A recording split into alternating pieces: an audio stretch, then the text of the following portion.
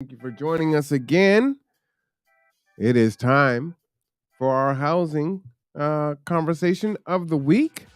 And as I was just saying, the third Wednesday of every month is the Kitsap Housing and Homeless Coalition. So we're going to go ahead and join in on their Zoom and get right on into it. All right. If you do have any questions, this is again an open meeting. You are always welcome to join their actual meeting, but you can also, uh, type your questions in here, and I will pass those on to them. Okay. So I wanted to have you to know that. So we're going to go ahead and get our audio going here. So we're good. I don't know why I'm whispering. They're muted. It's not like they can hear me. So let's go ahead and get that going there. All right. So I'm going to go ahead and bring that on over. Boom. And they've got a PowerPoint up here today, which is great.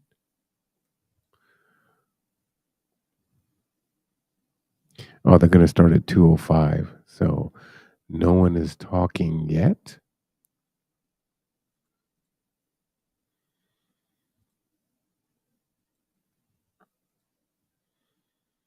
But as soon as they do, we will jump right on into that.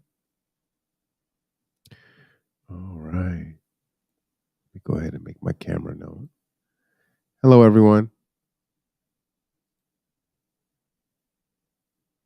Hey, Marwan, how you doing? Hello. I am blessed and highly favored. Nice to see all of you.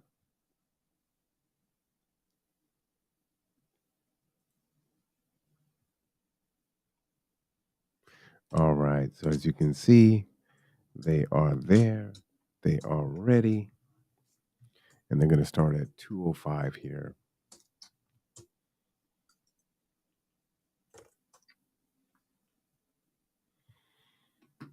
All right. So we got about 1 minute and they'll get going.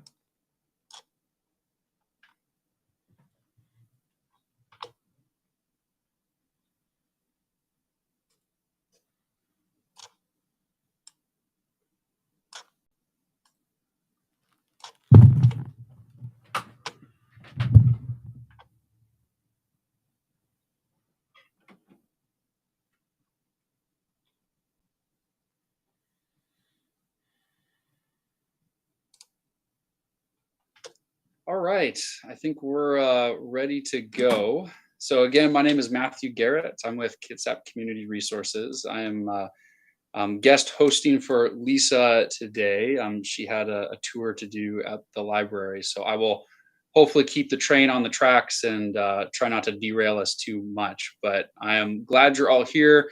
Really excited to see everyone, and yeah, it's definitely a great day. So I think we'll start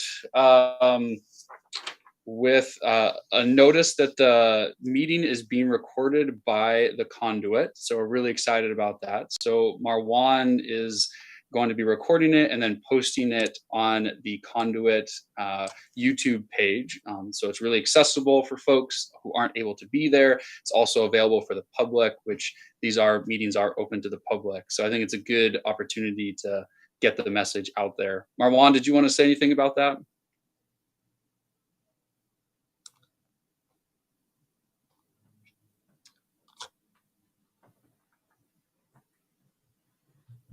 Okay. Maybe not. That's okay. If you do, Marwan, you can go ahead and if you have anything to add to that during the agency updates, we can single back. So our next step is the minutes approval from the prior meeting. So I'll go ahead and put those on the screen.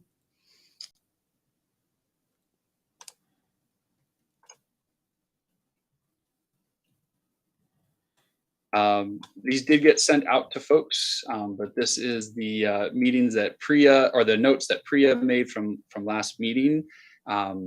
Do I have a motion to approve the minutes? So moved.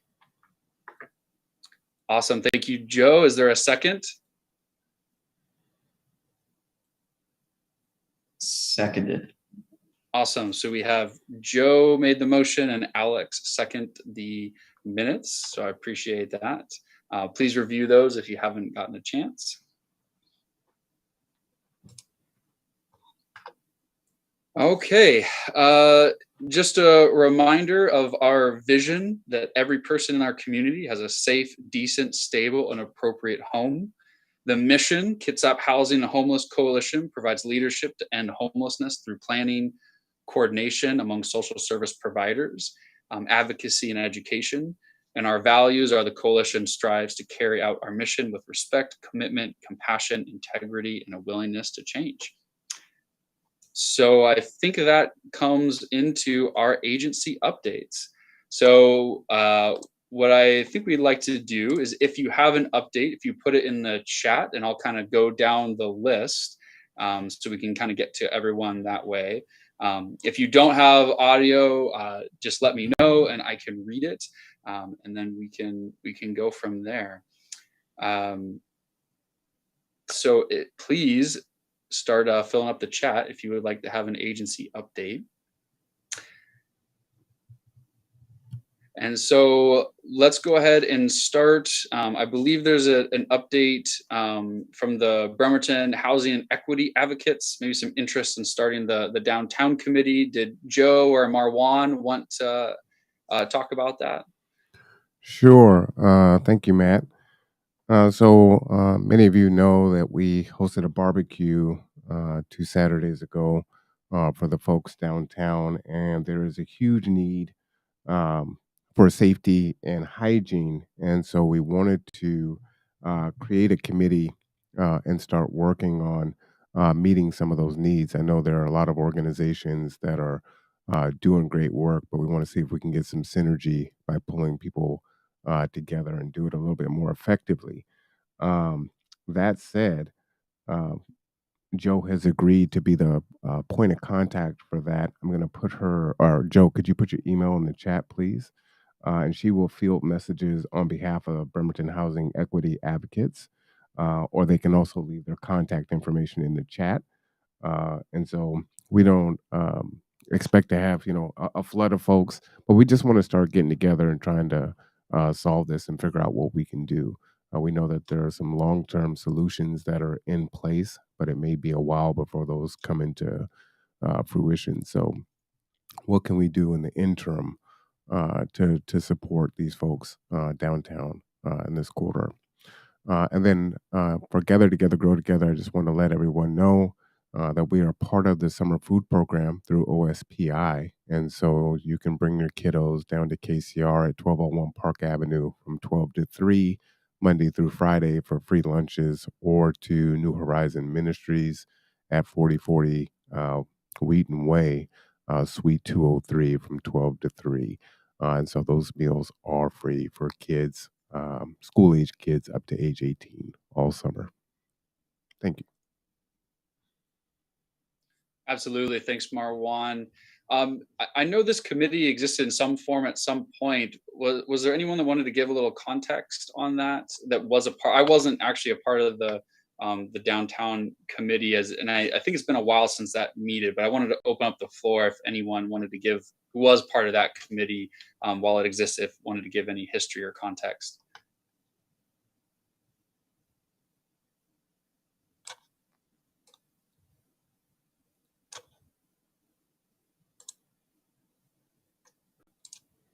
No worries. I know this is where we really miss Kirsten. I know she has a lot of the background. Matt, this is Katie. Hey, Katie. Hi. Are you talking about the Bremerton Housing Equity Advocates? Was it a committee before? No, there was a committee that met. I believe it was called, maybe it had different names. At one point, it's called the 6th Street Corridors. I wasn't a part of that. And at the time, although I know it didn't meet, and I think some of the police force were there. I think the Salvation Army. I think there was a few partners that were there, but that committee hasn't met in a bit. So that's what I was referring to. Oh, yeah, I would love to learn more about that. I didn't know that. Well, maybe we can, maybe Kirsten can fill us in at another time. Okay, so Joe, was there anything else that you wanted to add as far as the Bremerton housing advocates or equity advocates? Yeah, thanks. I just, to clarify, we're not, Marwan wasn't asking for folks to join a BHEA working group, but rather to bring together various people who have different perspectives on the issues down there, and to look for solutions that we can present to those who may be able to implement our ideas for solutions. There's been talk for years and years about, we know the nature of the problem, and I feel strongly that if we bring enough voices to the table, we can come up with solutions that we can act on. At this very moment, I was down there today and met with Sergeant Schaefer, who says he will join, he'll be one of the people at the table to look for solutions. Primarily, we're talking about bathrooms and water for people down there. That's really what this hygiene thing is all about. Okay, thanks for the minute to talk, Matt. Absolutely, thank you. I think, yeah, there's definitely, that's really, really important work for sure. And then Leif, you had a comment about sending the link to add to the website. Was that the link to the conduit for the YouTube? I just want to make sure I'm sending you the right link that you're requesting. Anything that you want added to the website is actually referring to the YouTube link once it gets loaded. I can put that on the front page of our website. Also, anybody else that has any news that wants to be posted to the website, just go ahead and send it directly to me. And I will put my email in the chat. Awesome. Thank you so much, Leif, for that. Yeah, Leif's done a ton of work with the website, and so we'll definitely put the link to the YouTube so folks can watch it later, and then if there's any other links. So thank you so much. Next, I think we have Shannon Turner from PCHS. Shannon. Yeah, thank you, Matthew. Hi, everybody. We have Shannon Turner. We did actually purchase the rescue mission building over there. So we are looking to get started here in the next few months, getting that project going. We are actually really excited to get this on board and to get going with it. So again, we're looking at putting in a building that will house up to 22 people, something for the community, address that need there in this area as well. So I just wanted to let everybody know that we are starting that process, and hopefully within the next year, by the end of December is when we're looking at opening up doors. So it's a great moment. It's a great time, especially for the community and everybody involved. So yeah. So thanks, Matthew. Appreciate it. What good news. That's fantastic. Thank you for sharing. Love positive news. Next, we have Jason with Kitsap, ALTC. Aging and long-term care. Thank you. Yep. So a couple quick updates. Givens, yeah, same update as last time. So we're still kind of waiting on the reopening. I'll let everyone know. I know the senior center and other businesses are still open. So quick plug, we have memory screenings that we are offering through our information and assistance team. So if you know any seniors that would like a free memory screening, give us a call and I could enter my contact information or our contact information in there. It's the brief Alzheimer's screening. So they usually take about 10 minutes plus a little bit of time to kind of explain the results and what all that means. And then we're also trying to do some more outreach just in general, talking about our information and assistance program. So if any of you have any interest in kind of what we do, just let me know. Otherwise, and then one other quick plug, we do have, and I know Marwin, you're on here. We do have our a transportation contract with Gather Together, Grow Together now for vaccines. So if you know anyone that needs support getting a vaccine, let us know, and we can point you in the right direction or check in with Marwan. So anyway, that's it. Thanks, Jason. Thanks, Marwan. Next up, we have Tony from Kitsap Community Resources. Hey, everybody. I don't really have an update because there's a lot of folks on this call. What I really wanted to do was segue to Chelsea, who's our program manager, project manager for the community needs assessment. So I just wanted to introduce you, Chelsea. Everyone. We do have a quick update, just that we've launched the community needs assessment. As some of you may know, KCR conducts a community needs assessment every 3 years. But this year we've actually done a different approach. We've partnered with multiple service organizations throughout Kitsap County to create and design this survey. It's a little bit longer than past surveys, but it's being translated in multiple languages. So we have it in English, Spanish, Tagalog, and Kurdish right now, and other languages can be requested as needed. It's being hosted via SurveyMonkey, thanks to KPHD, who is also a partner in this. We're really trying to get out into the community in a big way. So you'll see us tabling at events, other service organizations. If any of your organizations are interested in having our volunteers or staff in front of the community members that you work with, please let us know. We can send out the PDF flyer that we have in English and Spanish and any other languages that you may need. I also wanted to just go ahead and share my screen really quick, if that's okay, and I'll show you the CNA website. So this survey, is led by KCR, but will benefit the entire community. So not only with our survey sponsors and partners, the data will be shared to anybody who needs it. It will be hosted online.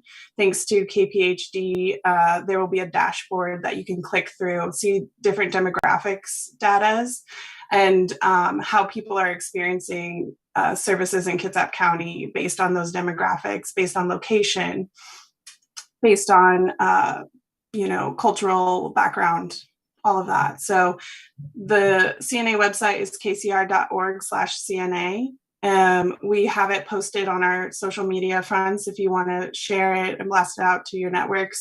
We will also send Matt the PDF and some more information so that maybe you can share it with this group, Matt. That would be great.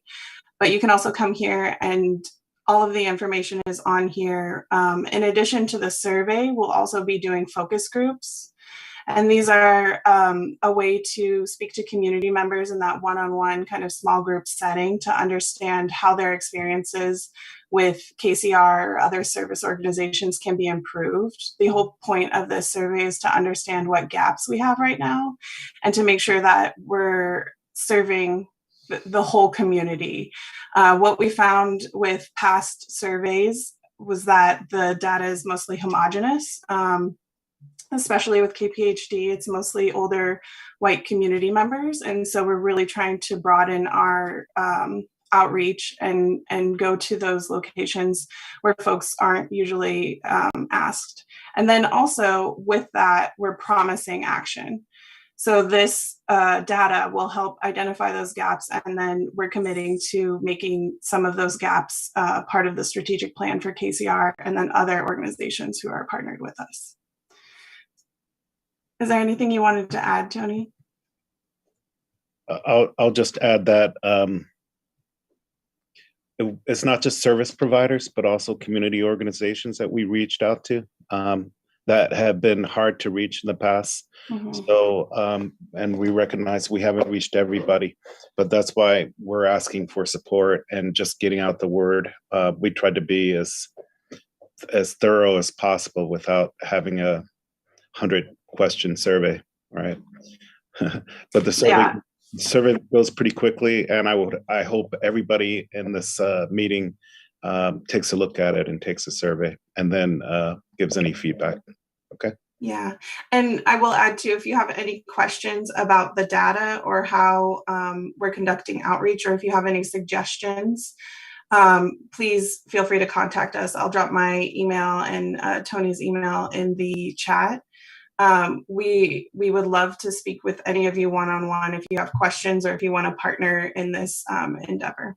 So, thank you. Thanks, everybody.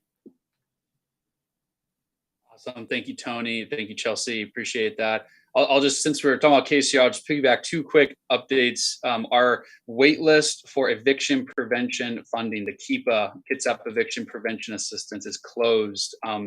We think there's so many folks on the wait list. We want to make sure we cover them, and we think we're getting really close to kind of the end of those big tranche of federal funds that come in. And so we still have our buy-in-for partners and our legal partners, Kitsap Legal Services, Dispute Resolution Center, and Northwest Justice Project are still able to get folks that are in the eviction process for now, although eventually that will end as well as this funding starts to dry up. But for the general public, it is closed for now.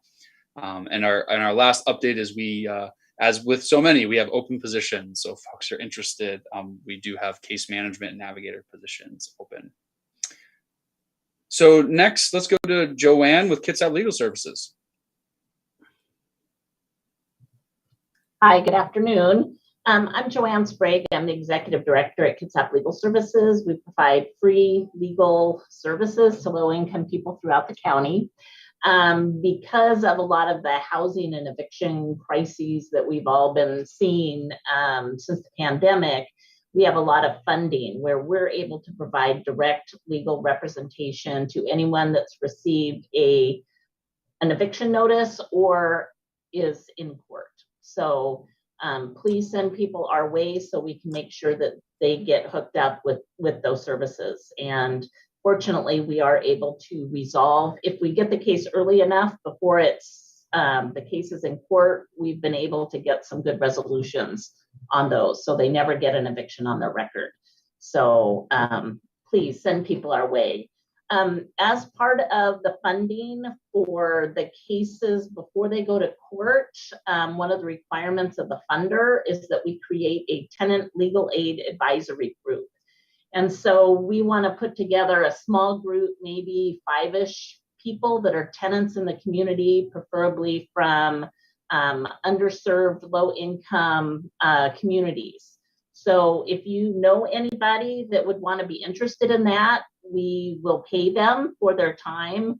And if we have our meetings in person, then we will also make sure that they're fed. So yeah, if you know anyone, I'll put my contact information in the chat. So please, let me know.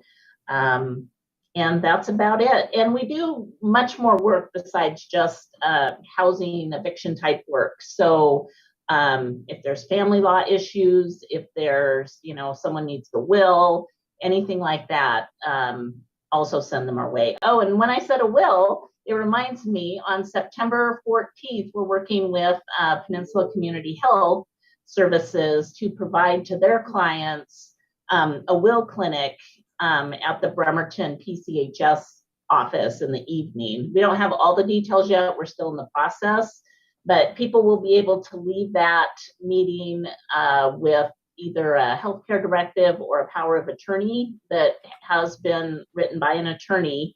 And then there'll be resources for wills, and we'll be able to do additional appointments with attorneys to make sure that they can get wills done. Yeah, so send people our way. We've got, lots of volunteer and paid attorneys, willing to help. So it's what we do. Thank you. That is awesome. Thanks, Joanne. We can definitely testify to the good work that Kitsap Legal Services are doing. So thank you so much for that announcement. Okay, next we have Robin with Kitsap Rescue Mission. Hi, everybody. Yeah, we have some updates. We are currently working toward expanding our shelter beds from 80 to 120. We've got quite a wait list. And so as we're doing that, we're also ramping up our staffing capacity. Like many of you, it's been a challenge getting new staff on board, but I'm happy to announce that our new program director, Helen Kuchera will be starting with us on Monday. And she comes with a host of experience, deep mental health experience, behavioral health experience. And another update is that we currently have a full-time substance use disorder professional on our staff in partnership with Agape Unlimited, which has just been incredible. He's been able to get our folks into detox, into treatment, do assessment, and really kind of be a pipeline into behavioral health services for our guests. So that's been great. That's about it for now. Awesome, thank you. And then I think Dee put in the chat from Kitsap Transit. Hey everyone, I just want all you to be aware that Kitsap Transit has a van link program where I issue vans to social service agencies so they can transport their clients to and from places within Kitsap County. And there is a link in the chat and contact information. So thank you, Dee, that is fantastic. Next, let's see. I think we have Juanita says, how do you volunteer?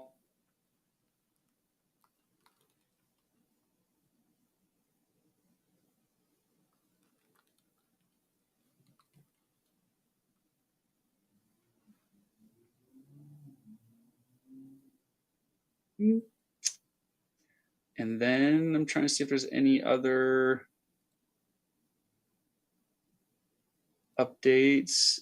Okay, here we have Sarah from Kitsap Public Health District with an update. Hello, my name's Sarah. I work with Kitsap Public Health District. I'm our new SNAP Ed coordinator here.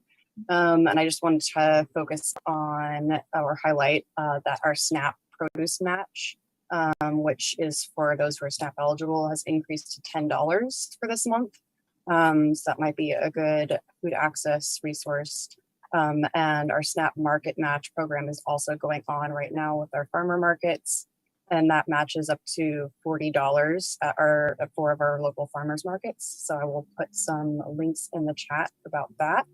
And then if any other organizations want to work with me about food access, I'm happy to also put my email in the link or in the chat box and chat with you guys about the SNAP Ed program in more detail. Awesome, thank you, Sarah. And I think Tony wanted to loop back around, had a tiny home update. Well, it's not really an update. It's more of a question. You know, you guys know that this tiny home project that a lot of different people have been trying to put together and work on is almost about to expire, and they're looking for a space. And the last thing that I have heard recently, as of today, you know, the Gore School probably isn't going to work, and maybe there's a space up in Sunny Slope. Of course, Sunny Slope is out of the way, and it becomes problematic for people who live there. So I was just asked to ask this question in the group. You know, if anyone's involved in it, if anybody has any ideas. And I know this is probably the wrong forum to discuss it, because there's so many people, and a few of you I know have been involved in this discussion. But if you do, you know, just reach out to me and maybe let's just have a discussion about it. And really, it's maybe a temporary solution for a long-term problem. The idea is to keep those tiny homes here. Otherwise, you know, within a month or so, they're probably going to be moved out of Kitsap County. Tony, this is Roland Harper. Can you hear me okay? Yes, sir. So did you get an invitation from the commissioner for the site tour of the Gorse facility tomorrow morning? You know, you're just so funny, Roland. I mean, I was at the commissioner's office, and that was not mentioned to me. All right. I mean, I was literally there just now. Okay. And interesting. I had a meeting with her this morning at 10 o'clock. So anyway, we're doing a site tour of the Gorse. Right now, the Gorse facility is the #1. Okay. Roland, are you inviting me? Sure. If you want to come, you can come join us. That'll be great. I'll call and invite myself. Okay. At 9 o'clock at the Gorse school. Okay. Great. Sounds great.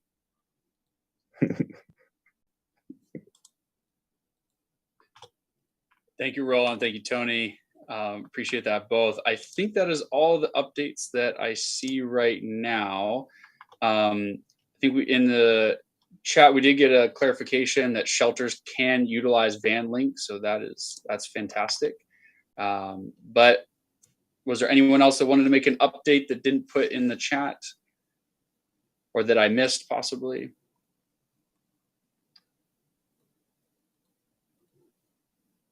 Okay.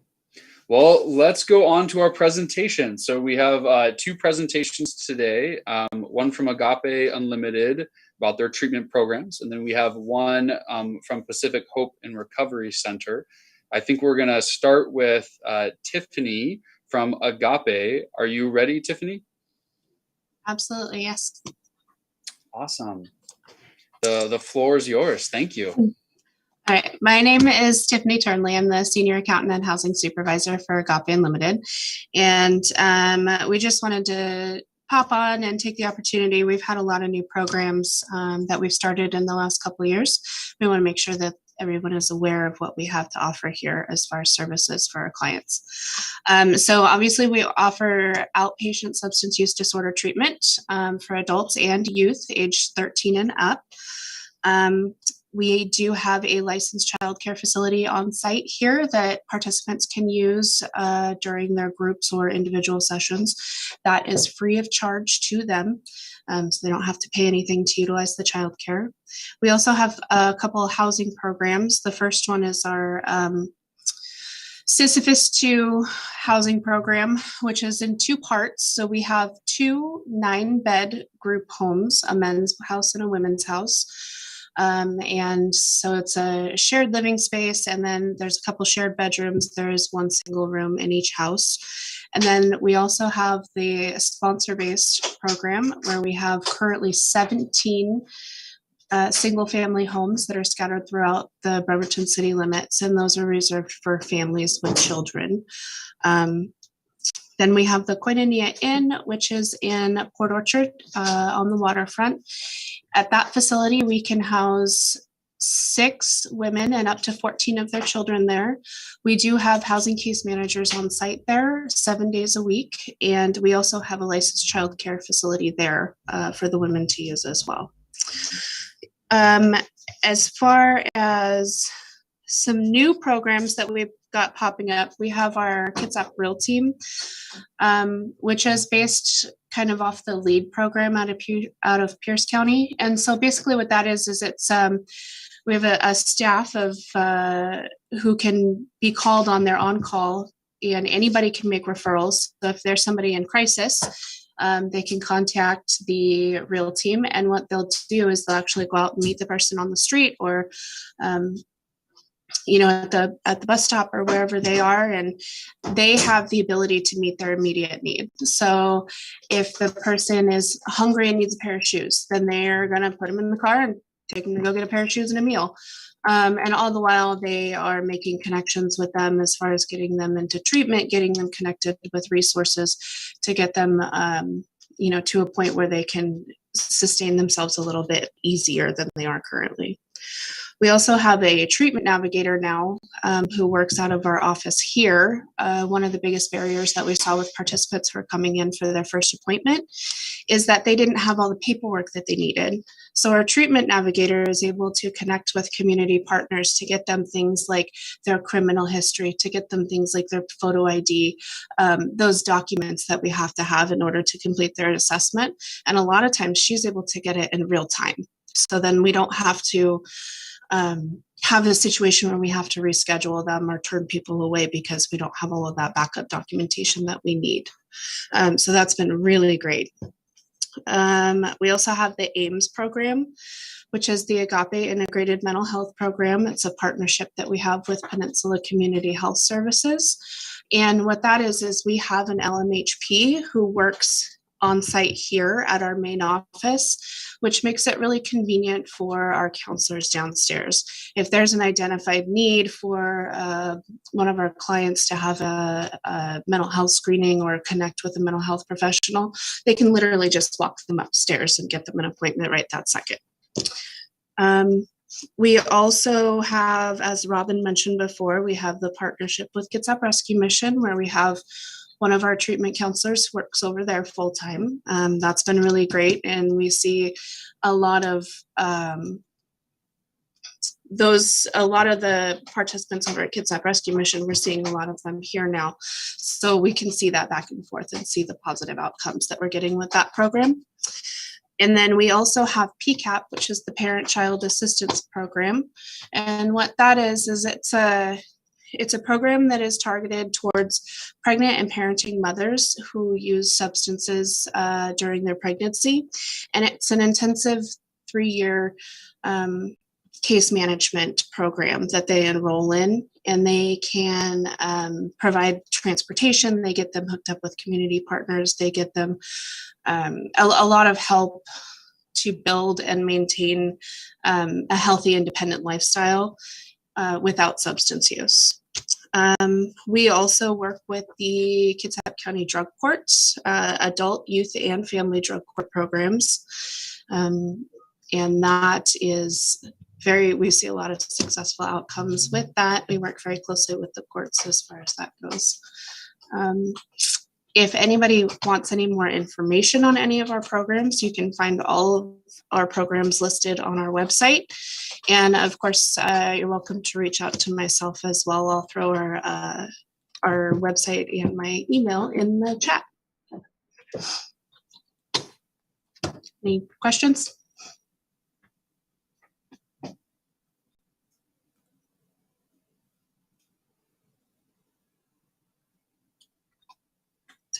I think that's it.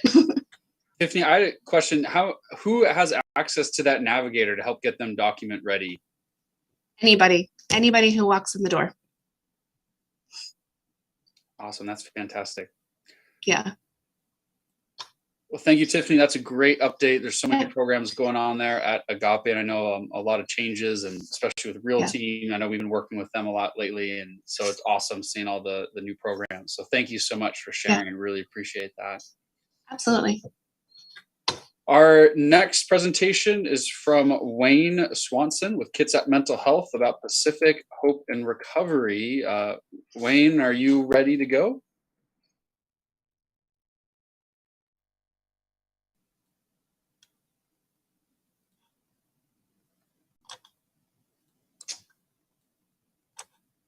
Don't know if I see. Let's see if there's a Wayne in the participants here. I don't see one. Well, maybe while we're waiting for Wayne or Leif, do you have any contact internally with Wayne? I'll shoot him an email and see if he answers. Awesome. That'd be great. In the meantime, does Corey or Virginia or have any updates from Kitsap County or Leah?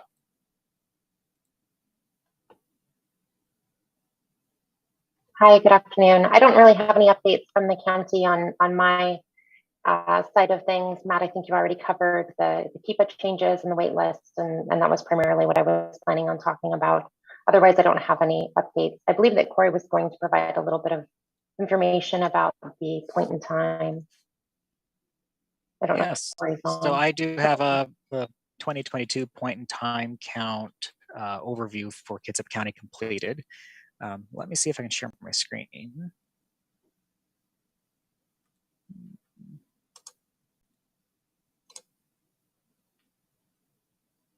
Okay, maybe that's visible. It is. You're looking good, Corey. So in 2022, again, we conducted the annual point in time count. It's an annual survey that gathers information about people that are experiencing homelessness during a 24-hour period. Typically, this happens at the end of January, but due to the pandemic, as a county that participates in what's called the Balance of State of Washington, our date was postponed this year to be at the end of February. We did have some challenges this year with the point in time count. One of those was because of the pandemic, we were not able to offer our Project Connect resource fairs, which are typically one of the ways that we draw a lot of people in that might be experiencing homelessness to complete the surveys. by offering a community resource fair where people come in and get assistance, learn about services that are out in the community. Due to the pandemic, we could not offer those this year. So our methodology, both for how we're reaching people and when we're reaching people, is a little bit different this year. And in 2021, we did not complete an unsheltered count due to the pandemic. So this year, surveying people that were living unsheltered, we had counted 183 individuals that were unsheltered in our community, which is fairly stable compared to the prior several years. The 2020 count, we had counted 199, and the 2019 count is 173. So this year, it was kind of right in the middle. So while we might be seeing kind of a steady number of unsheltered individuals, now realize that could be an undercount because we did not have the Connect resource fairs, but we did our best this year to be able to provide that count, reaching across the county as best we could. We partnered with Hospitality Northwest to coordinate the volunteer efforts for the point in time count this year. So through Anton at Northwest Hospitality, he managed the volunteer recruitment and the assignments for locations throughout the county. So while we may have had a similar number of people that were unsheltered, the number of people that were in shelter, so being transitional housing or participating in emergency shelter, has increased steadily over time. This year we had 380 persons that were in shelter.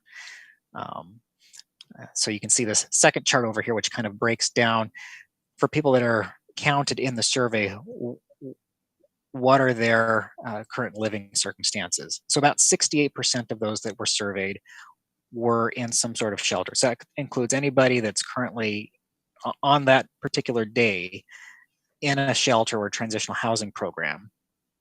And then the number of people that were outside and what conditions those were. So there was a good 19% were in tents or on the street, 12% were in vehicles, and a smaller number were in RVs, boats, or abandoned buildings. And then when we look at where are people at when we survey them, so a person may have priorly lived in one space, but on the day of the count, where are they? Of those people that are unsheltered, 43% were in Bremerton, 23% were in Port Orchard, and then in the North End, over the last several years, we've seen growing numbers up in the North End.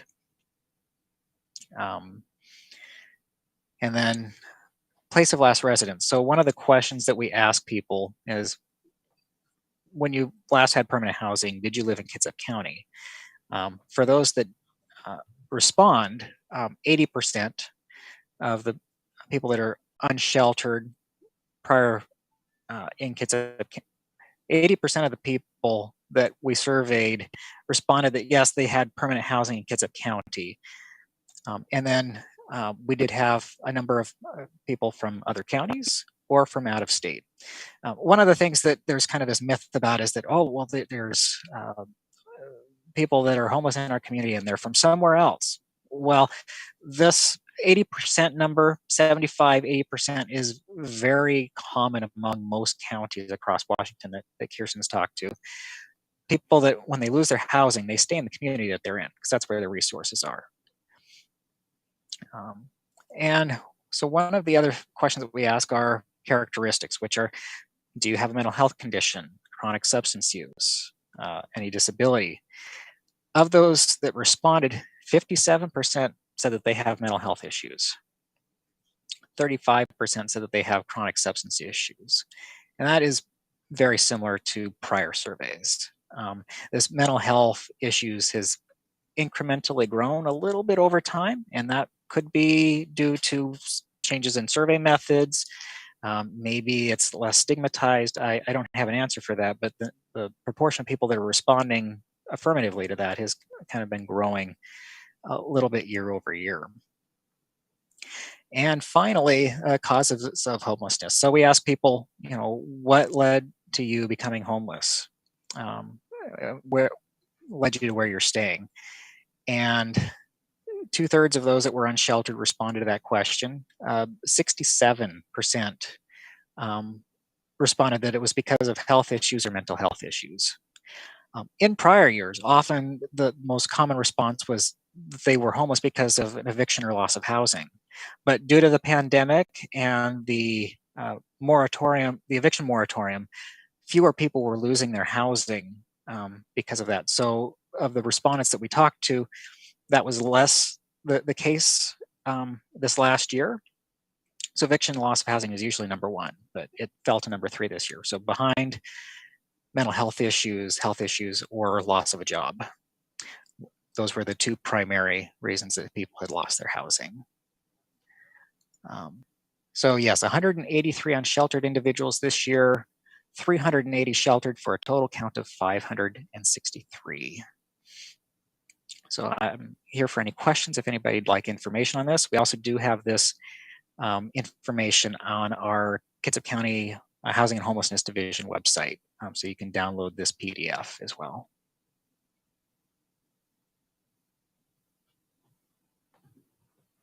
Hi, Corey. It's Lisa from the library. I had a question.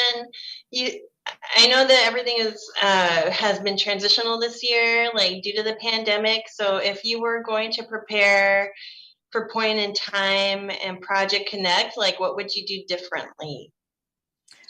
Or to get set for next year. And Roland, I know you're interested in Project Connect too. So if you can get us started, Corey, that would be great. Well, yeah, Project Connect is really the big thing that we were missing this year.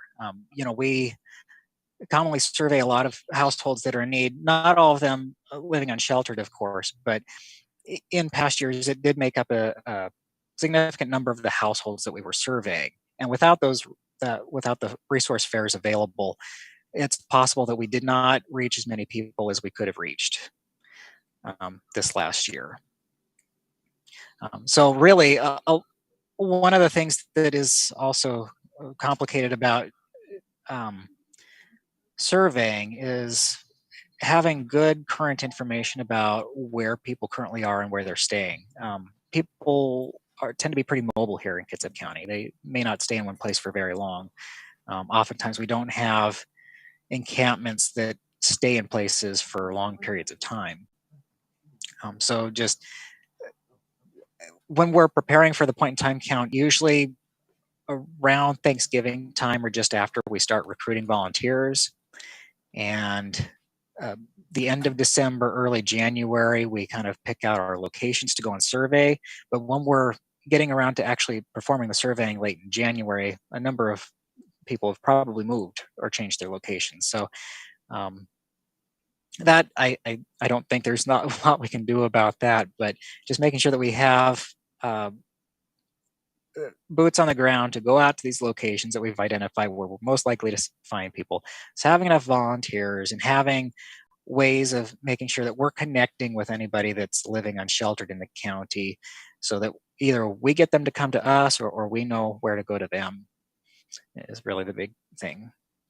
Roland?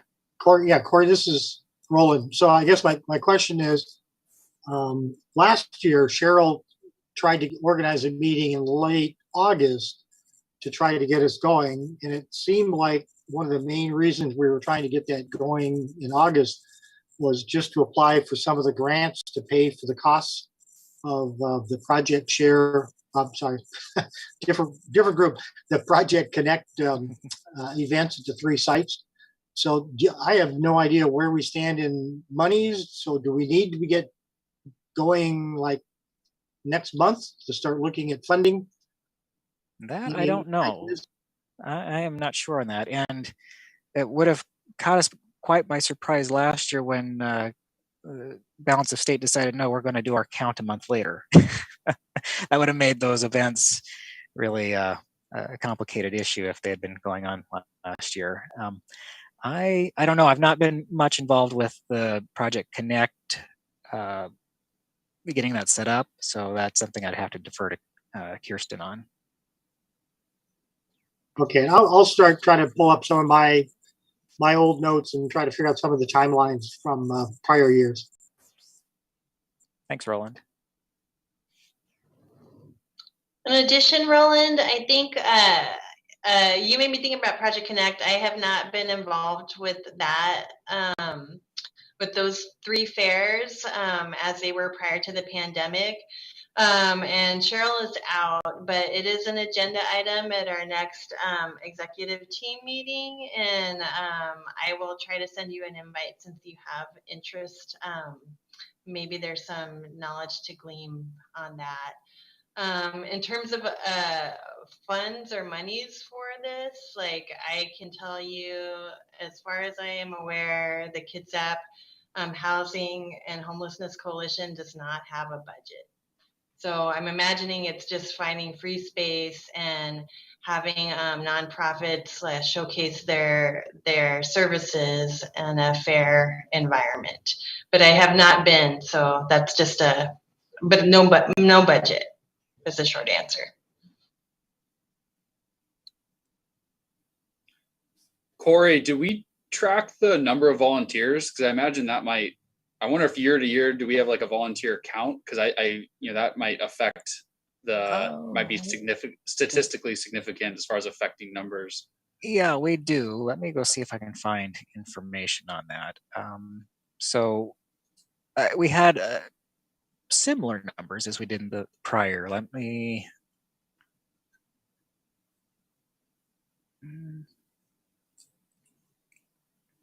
No worries, Corey. If you don't have it handy, I was just curious.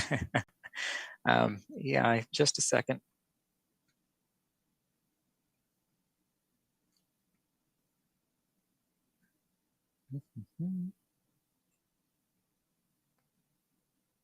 Well, while Corey's looking, Lisa, did I miss anything? I think it looks like Wayne's not available for the Pacific Open Recovery presentation, but did I miss anything as far as our agenda? No, I think you covered the agenda. I would just open it up to any last updates that people want to share. If there were some latecomers, and we can close the meeting. So I'll just throw in real quick here for point in time count participation. We had 77 unique volunteers participate this year in the count. And in 2020, we had 108, I think. Waiting for that to come up just to make sure. Yes, 108.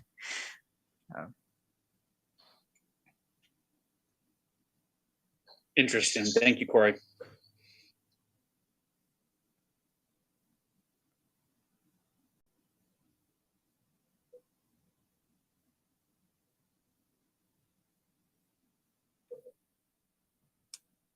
Hi, this is Linda Seeger. I'm the director of the PCAP program, and I came late to the meeting and had one of my new case managers attending in the meantime.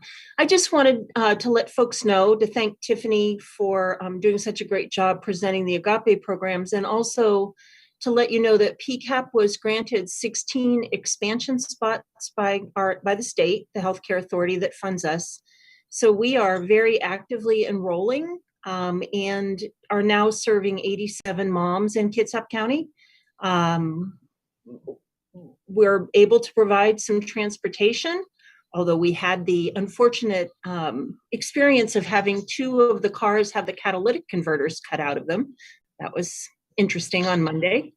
But very eager to be eligible. Mom needs to have used a substance, including whether it's cannabis, alcohol, or any other substance or combination of substances during her pregnancy, and the baby cannot be older than 2 years old.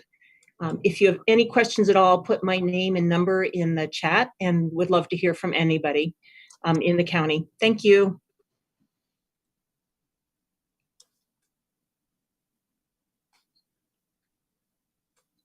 Awesome. Thank you. Any other agency updates that were missed?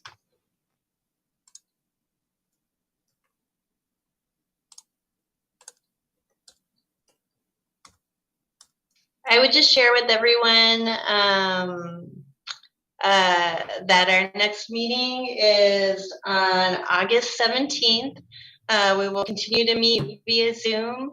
And Marwan has been kind enough to record this, so that's available for those people who would like to follow up, and then we'll get the notes out and the next agenda to you in the coming weeks. Thank you so much for being here. And National Hot Dog Day is tomorrow at the Y. Yay, I like that. Thank you, Linda. Thank you. Thank you, everyone.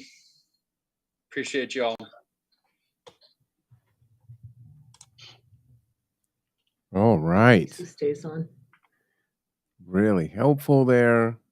Again. I'm going to stay on because I'm going to debrief with Matt. Well, I was just going to say, nice haircut. Oh, thank you, Linda. I was like, right when I saw you on the camera, I got excited and I started thinking about Saboteur. I know. I'm going to go ahead and leave the meeting. And Matt will join us along with Katie in just a little bit. So again, as I was saying, covering the Kitsap Housing and Homeless Coalition, I believe is paramount and important. What I should do is pull up their website. Again, you can see there were 2 screens of agencies and individuals on. And so it just goes to show how many people are involved in doing the work. As we were talking about earlier, Mark and I were talking about synergy. And as you can see, there is a lot of synergy there.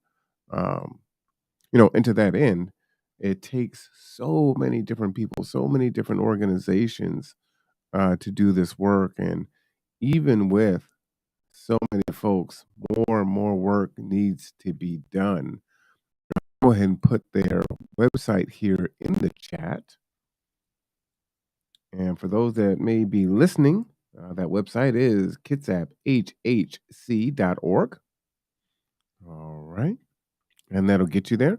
If you are an organization and you would like to join them, the mission of the coalition is to provide a coordinated, compassionate, and effective environment to help homeless persons achieve self-sufficiency through the preservation and creation of affordable housing, prevention of homelessness, restoration of homeless persons to stable living environments, and promotion of community awareness and homelessness issues through education, legislative advocacy, mutual support, and sharing of resources. So, again, this appears to be a place for everyone. Okay. Here are some of the member responsibilities. Speak from your own perspective, your expertise, values, and professional experience. There are some bylaws here that you can take a look at. I actually filled this application out earlier today on behalf of Gather Together, Grow Together. We used to attend those meetings. I think back then there wasn't like an official application to join. So it's like, yeah, we probably ought to join. But here at the website, you can look at the agenda from June. And in the beginning of this meeting, they approved the minutes from last month. And so July will appear down here soon once they debrief and someone gets them all typed up and cleaned up, and then they'll go. And then you can go over here and you can click on links here. And as you can see, all of the partners, Housing Resources Bainbridge. Some of these I can't read because they're too tiny, but maybe you recognize their logos, the YWCA, the Clean Project, Kitsap Legal Services, West Sound Treatment Center, Scarlet Road. Again, I can't see those. This is Meals on Wheels, and I am wearing my glasses. Little Sprouts Preschool, Veterans Affairs, Derek Kilmer, South Kitsap Helpline, Port Gamble, Squallum Tribe, Olympic College, The Beacon, Kitsap Transit, Northwest Justice Project, Northwest Hospitality, Habitat for Humanity, Peninsula Community Health Centers. Don't know what this one is. First Christian Church of Bremerton, Disciples of Christ, Martha and Mary, Now that looks like the Bremerton Police Department, ACLU, the League of Women Voters, Goodwill, Kaiser Permanente, KCR, Paratransit Services, BIAWA, and Holly Ridge Center.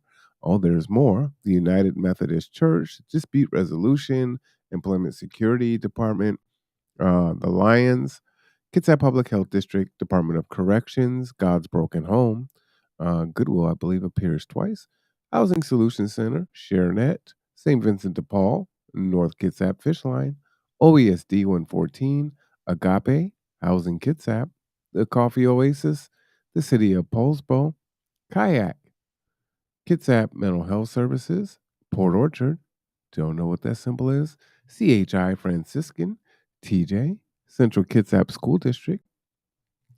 I cannot read that there. That might say Bremerton Food Line. KCR. All right, we read those. Catholic Community Services, the City of Bremerton, United Way, Kitsap Regional Library, the Lindquist Dental Clinic for Children, the county, Kitsap County, that is, and more police there. There's more. The Rescue Mission, Bremerton Police. I can't read that one.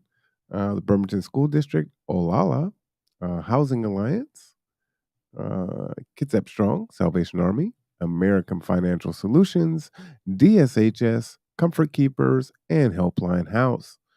If you want to contact them, under the links, you can just scroll right on down to the bottom.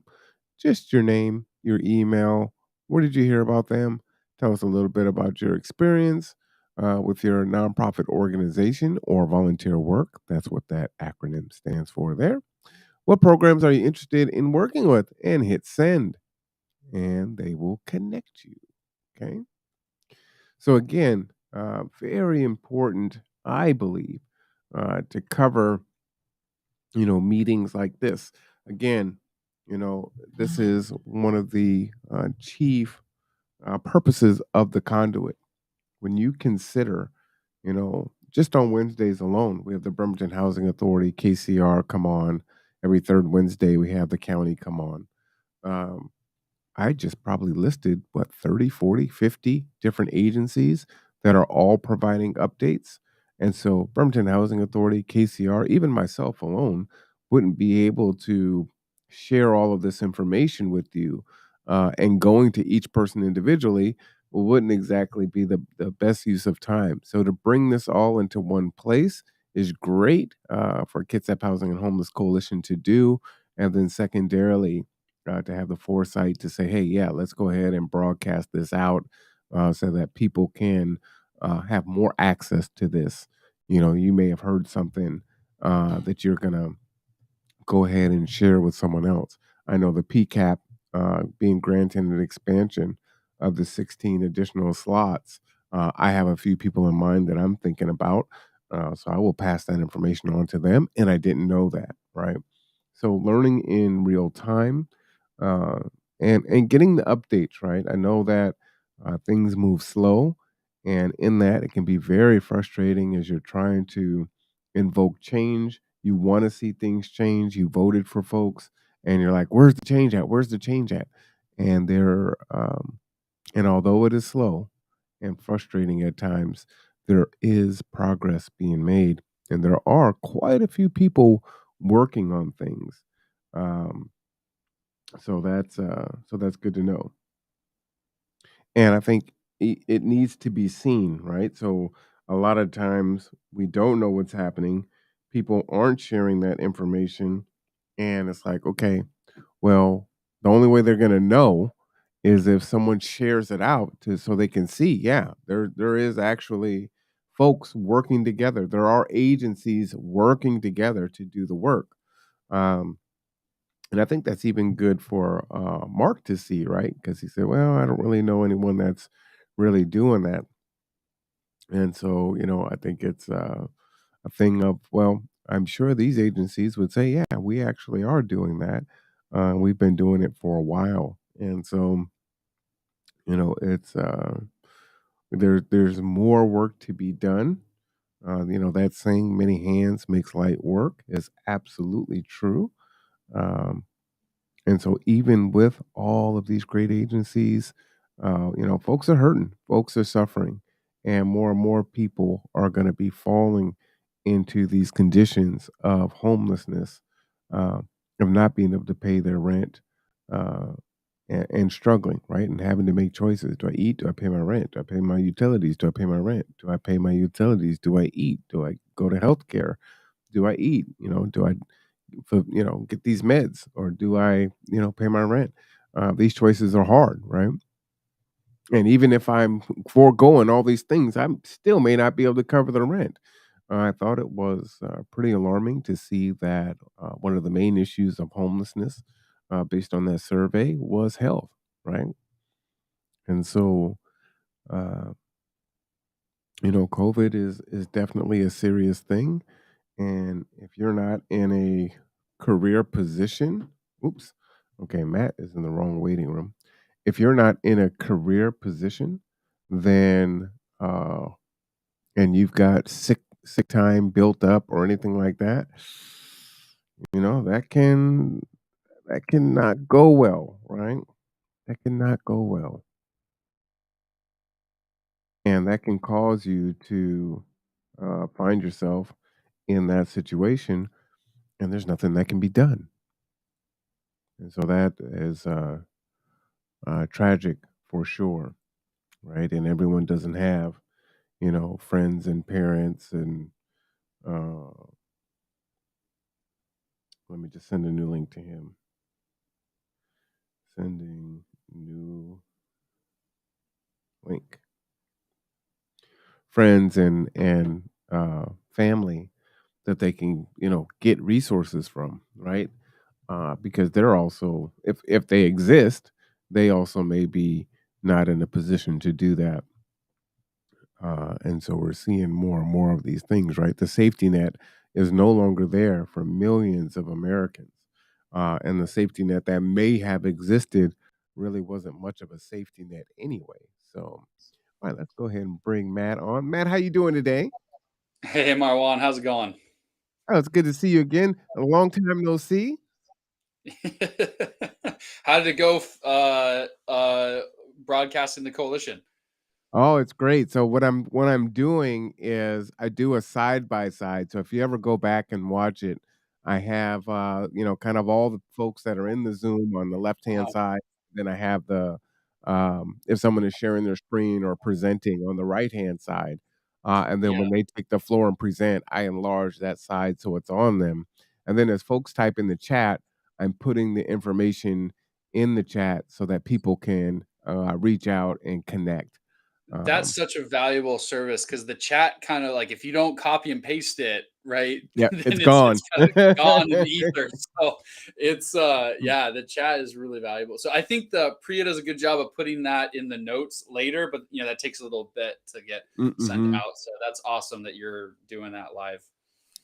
Yeah, I was just announcing that, and PCAP presented at the end, and it's like, okay, I have two people in mind that could uh, definitely take advantage of this program right now. And I didn't know about the Snap Produce Match, so that was something I learned today also. So very helpful Me indeed. as well. I did not know about that. I also can definitely speak. We've partnered with PCAP with a few clients, and it's a tremendous program. It really is a comprehensive, program that's long term, and they really do a good job. So we've had a lot of good experience working with the PCAP program. Yeah, I'm super excited. And then the one thing is for folks that want to because it's an open invitation, right? To they could come on to the Zoom, or how does that work? Like if they For didn't want to the watch it live and they the wanted how, to just attend, can they do that? yeah, it's like are you talking about just participants for the coalition? Yeah. Yeah, so they can, you can always just attend and, mute yourself and just watch it. And then now, but it used to be if you didn't catch it live, right, then all you had was the notes afterwards. Whereas now the great service you're providing is that now that's recorded and stored on YouTube, which is fantastic. So yeah, there really wasn't another option outside of live. So we weren't really recording the meetings before, maybe a few, but for the most part, we weren't recording them. And they also weren't in a spot that you could easily access them, even if they were recorded. So that's the magic of YouTube, is really nice for that.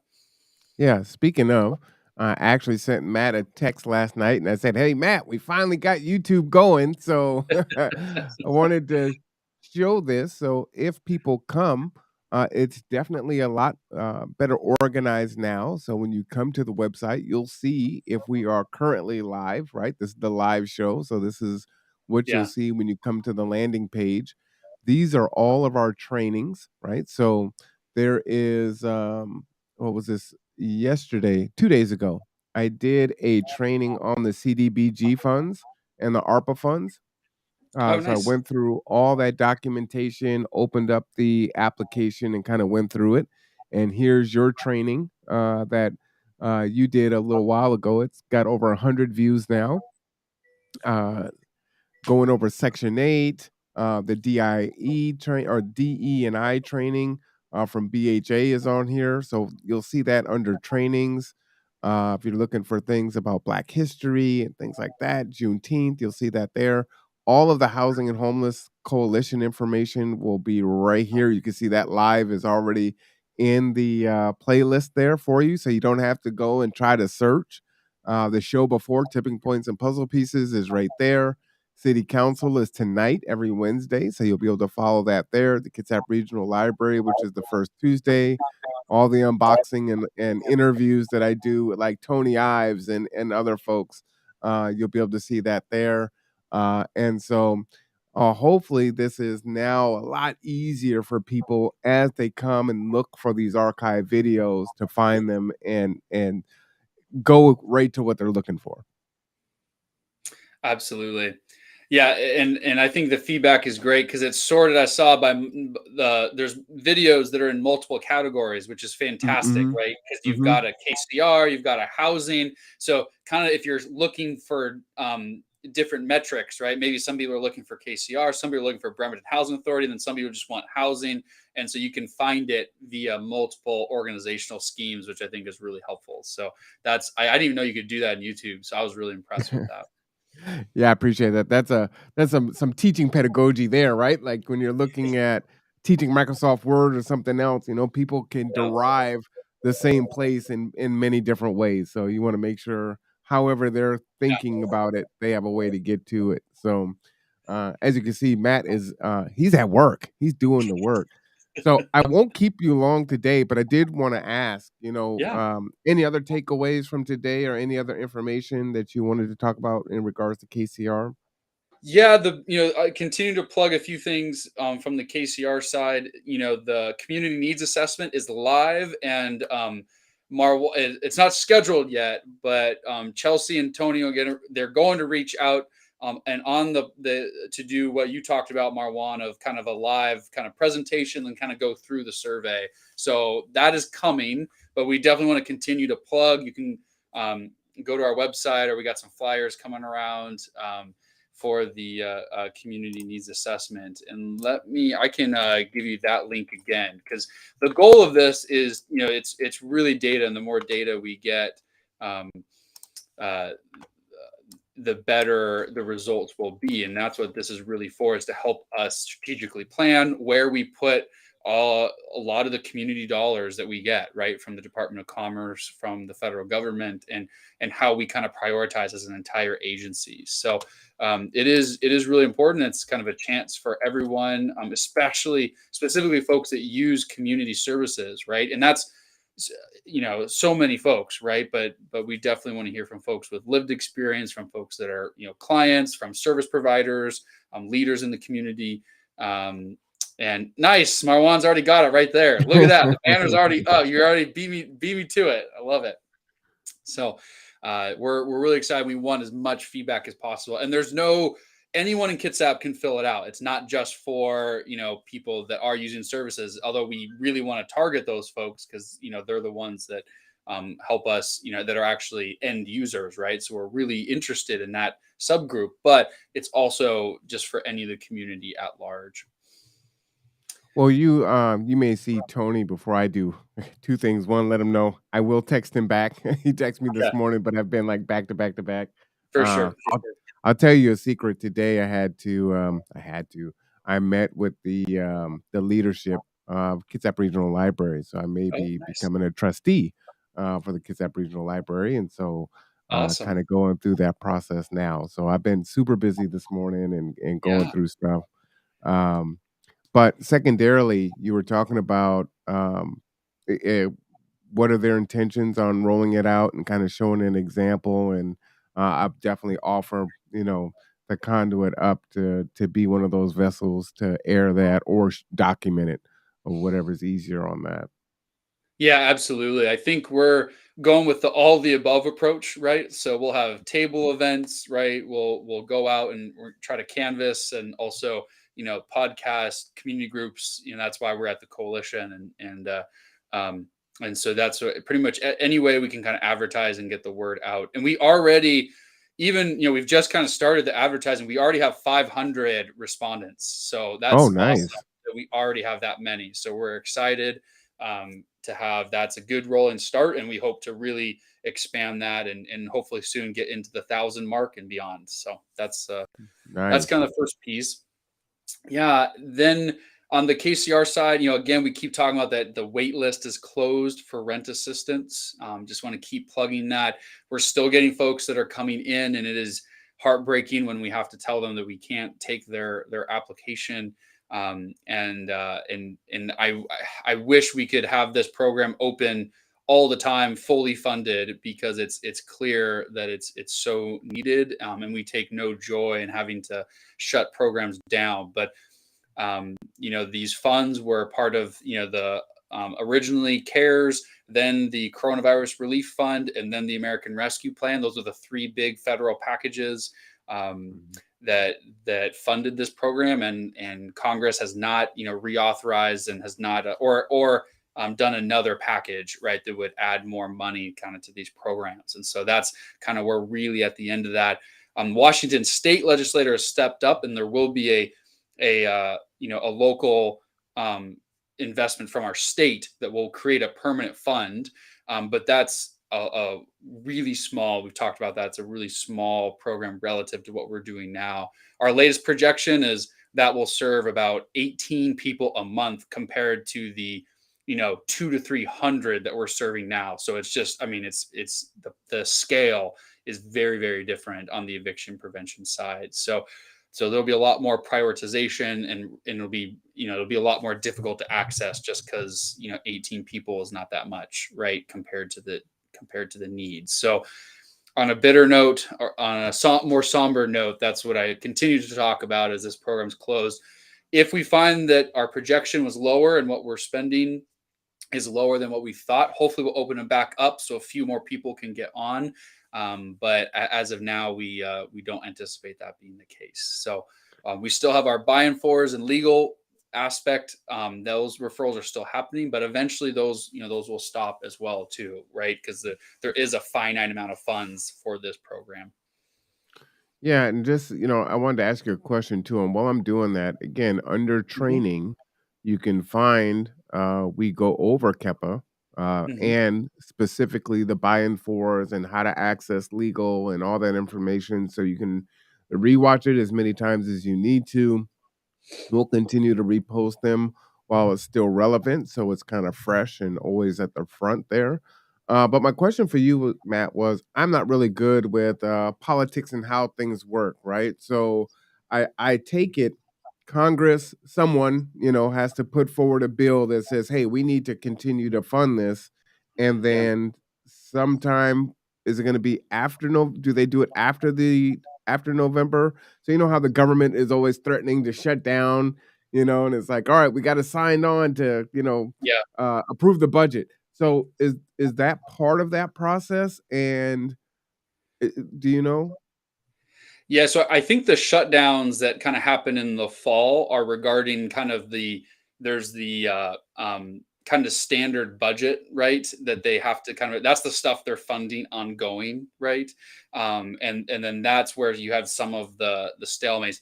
And that used to be, right, when things were a little less polarized, that used to just be a standard thing, because these were already laws that were in place. Like, it's not really a battle. It used to not be a battle. And so that's something that's kind of normal. Like, that's kind of those ongoing programs, right? Kind of like Section 8 or so, SNAP, that type of stuff, right? That are kind of ongoing federal programs that, this is something that they've invested in and committed to. And there's already so it's not even a legislative battle, right?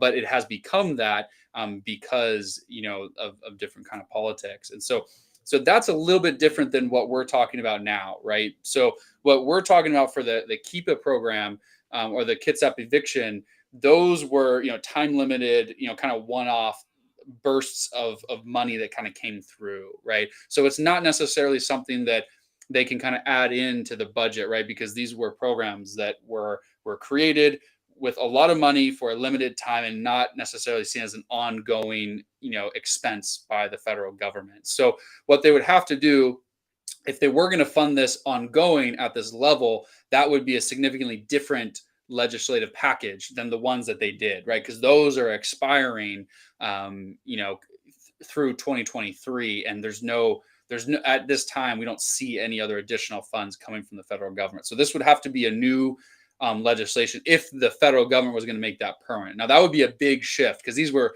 big bills, and to have them, to have them be permanent, that would be a big investment by the federal government, right? And I think there's just not at least as of now, doesn't appear there to be the votes for that, especially since some of the other programs like Build Back Better, the original Build Back Better included a guaranteed Section 8. So that would be everyone that qualified for Section 8 would be able to actually get it, right? It would be funded more along the lines of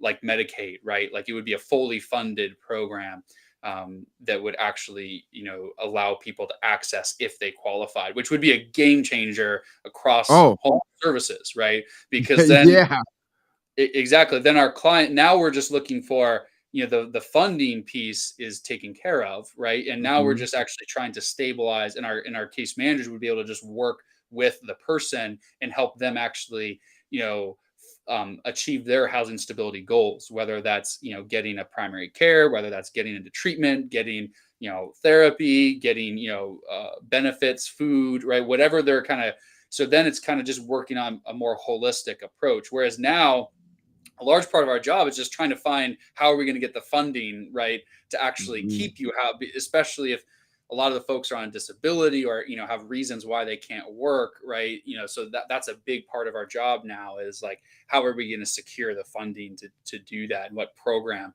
is going to fund, and then for how long, right?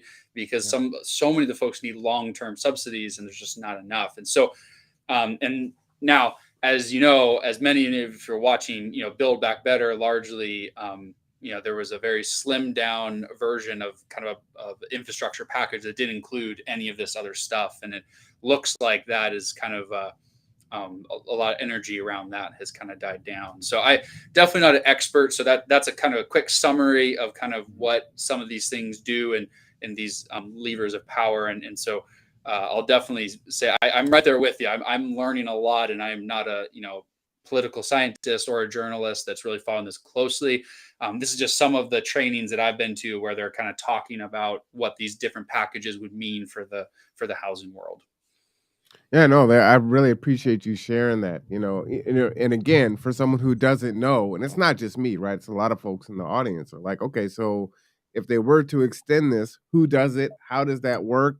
Would it be part of the new agreement to go into the next year? So having an understanding of that is definitely very important. And I didn't know the Build Back Better was proposing such a thing. Now, how they would pay for that, I have no idea, because so many Americans, millions of folks would be eligible for Section 8 if they were going to fully fund that. So that's interesting. It'd be fantastic, but I don't know how they pay for that. Yeah, I mean, that's, there, these programs are expensive, right? And the money has to come from somewhere, which is, some of the critiques against going to these programs, right? Now, I think advocates would say, like, we find ways to fund a lot of expensive things. And I think it might not be the same now, but a few years ago, I went to a conference where they said a fully funded Section 8 program costs the same amount as maintaining one aircraft carrier a year. And we find the money to, maintain aircraft carriers, right? So, it's all relative, but that might not be accurate anymore. But,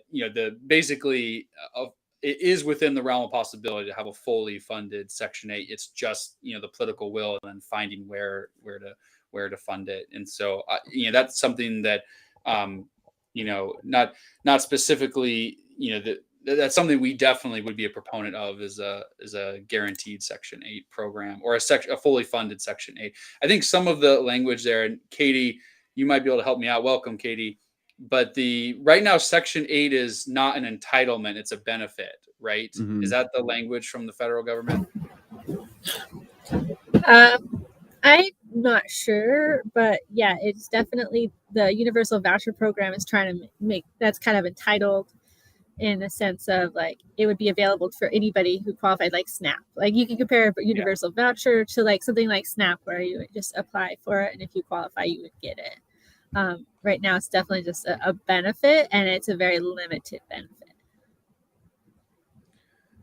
Yeah, and I think like entitled, like Medicaid, SNAP, exactly. Those stuff is like if you qualify, you just get it, right? And then the government funds what that costs. And I think it would be expensive, but moving housing into an entitlement would really be what a guaranteed kind of Section 8 would be, and that I think would be really beneficial. But yeah, Kate, Marwan was asking about some of the big federal bills that fund some of these programs, and I know that Build Back Better had a potentially guaranteed kind of Section 8, but I think that's less likely. Is that your understanding too? That's probably not. That's my understanding at this point. I haven't read much into it lately, but I know there's lofty goals in that one, which we were excited about.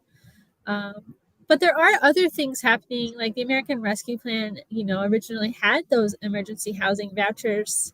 And I remember reading a while back that they want to continue doing something like that.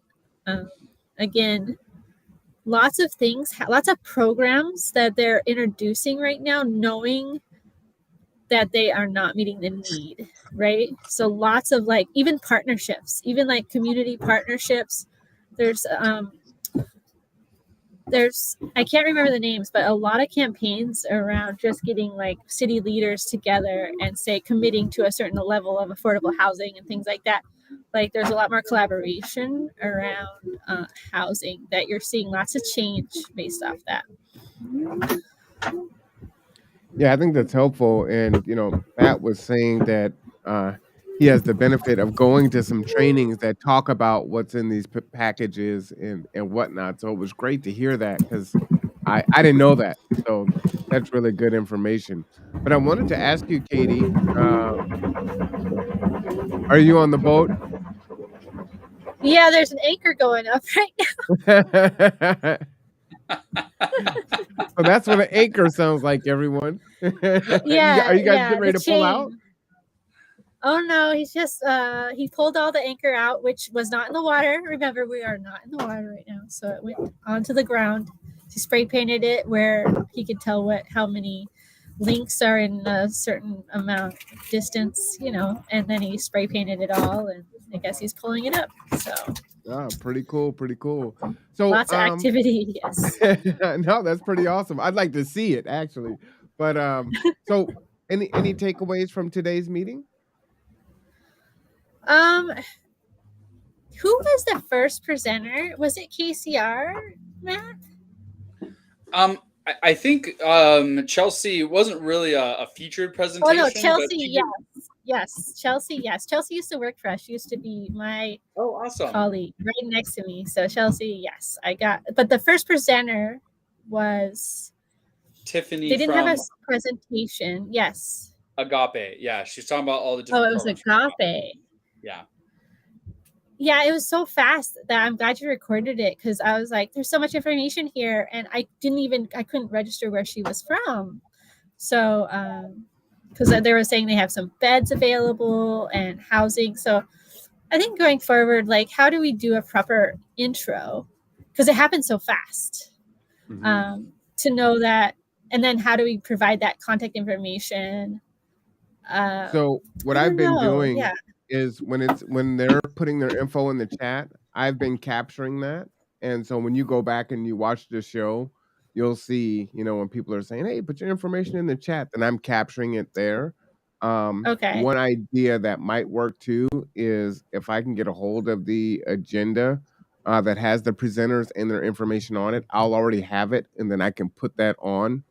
And then also, I can also create an Excel sheet that has everyone's contact information, and I can just put those things up as they're speaking, so it's already there. Yeah, and it's just such good information, but it happens so quickly that it's like, if it's not apparent that it's for you at that moment, it's really hard to capture. So I appreciate that your recording includes that. Also, I like that Kitsap Legal Aid's announcements, that after she's like, don't worry, we do more than housing. And I didn't even think about them doing more than housing, because I've only like interacted with them because of housing.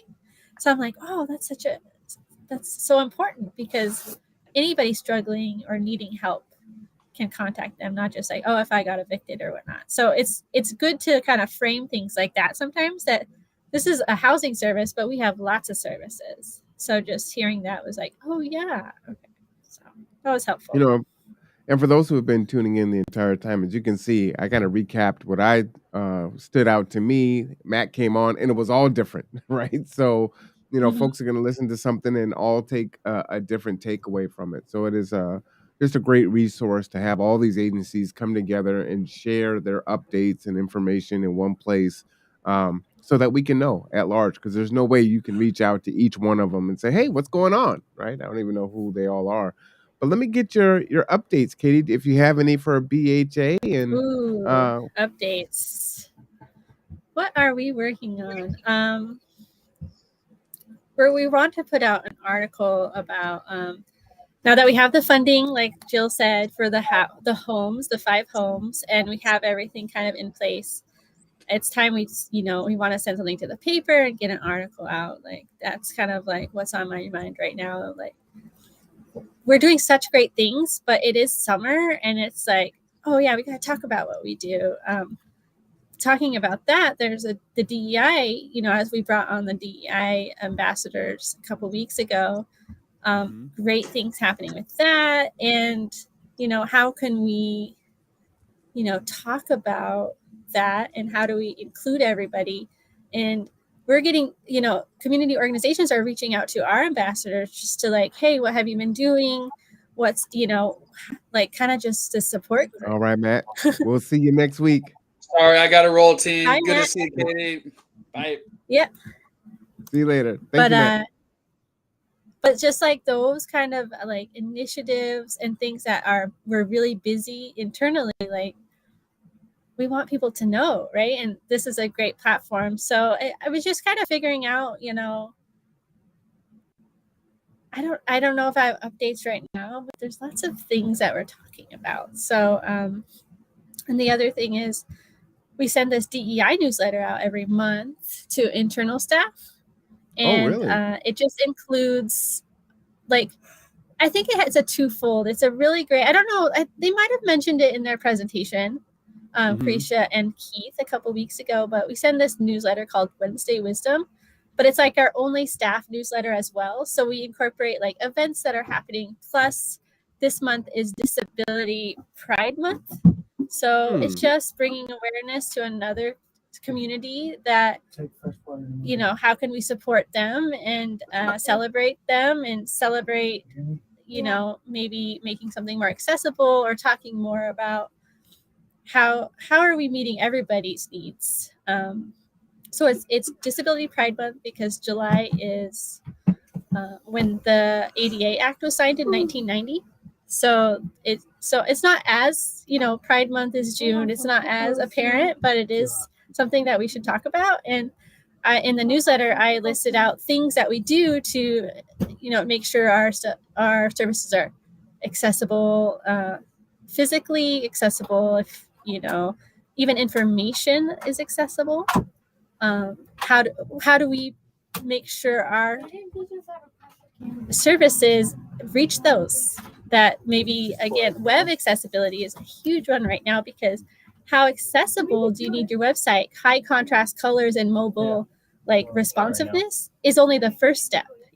How do we make sure everybody can access the information? And text readers could actually read it and it would make sense, or you have alternate captions for your photos. So there's so much we're doing, but so much we could be doing. And so just thinking about that, putting the newsletter together is great. We are celebrating and we're putting out information, but it allows us as a DEI ambassador group to really think about this in a way. How do we support our agency by knowing these things now? So it's always a learning journey, and we're always trying to see how we do better. So. Oh, I love it. So when did the newsletter start? In June 2021. Oh, so it's been around for a year. Yeah, we did our 14th issue. I haven't sent it yet, but I'm about to. But I think that the biggest thing about it is we're now utilizing it more as hey, we don't have a staff monthly newsletter. How do we get information about community events that we're involved in?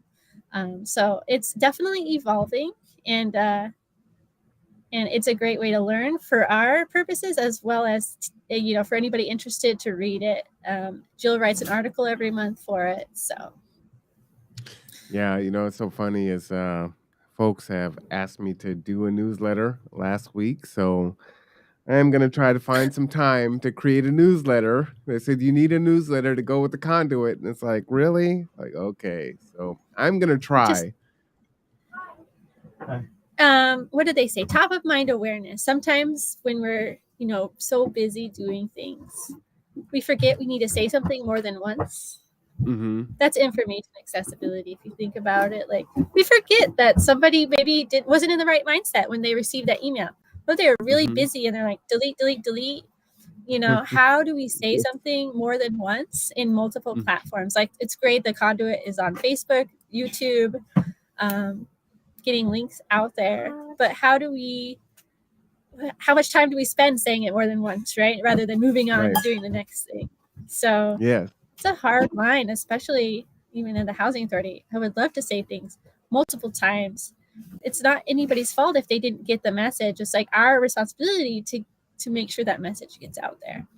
To keep pushing and pushing and pushing. Well, Matt got a preview yesterday, so I wanted to share this with you and get your thoughts. So we have updated the YouTube page, and we're hoping that it is a lot more accessible for folks. So when you come to the Conduit landing page, you'll see the live show here. You'll see all of the trainings here. So nice. 2 days ago, I did a training on how to access CDBG funds and ARPA funds for organizations. And this is the training that Matt did. The DE and I should be here also. You see the trainings from Section 8 and when it was opening up. And this is, foundational Black Americans, Juneteenth, Martin Luther King, things like that, critical race theory. You'll see those things. Then all the housing stuff is right here, and you can see we're live.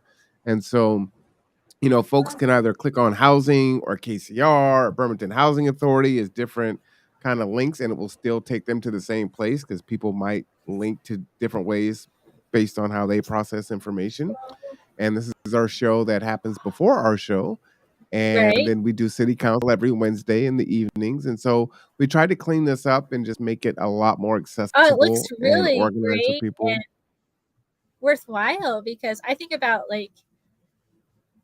it's not it's dry, but the BCAT in the council meetings is so easy when you're click on the council meetings and then you get to look at all the council meetings. And this reminds me of that. And it is really easy to navigate. And hopefully it'd be better for your search results. Yes. The next thing will be to get in and put keywords in on all the videos and whatnot, because they're all live. So, you do that after the fact, and you Right. got to go back and find time to do it. So we're just trying to make incremental improvements and get better at what we're doing. Oh, we got a question in the chat here. There is a social housing initiative on the Seattle ballot in August. What are your thoughts about the social housing, and could it work here in Kitsap County? Do you know anything about that ballot, Katie? I've heard brief mentions of it. I haven't looked into it yet, so I would love to get back to you on that. I've been actually thinking about taking time to read into that because it's so interesting that there are examples out there. We're not unique. We are unique, but we're not, in a sense. Like, there's other things that could work. How do we apply that to Kitsap County? One thing that makes us really unique, and we've talked about it a lot, is just our demographics. Nobody has the Seattle piece and the Navy at the same time. So just managing that, and how the housing for the Navy, they can afford anything they want pretty much, because the housing allowance goes up with the market, much higher than the voucher allowance.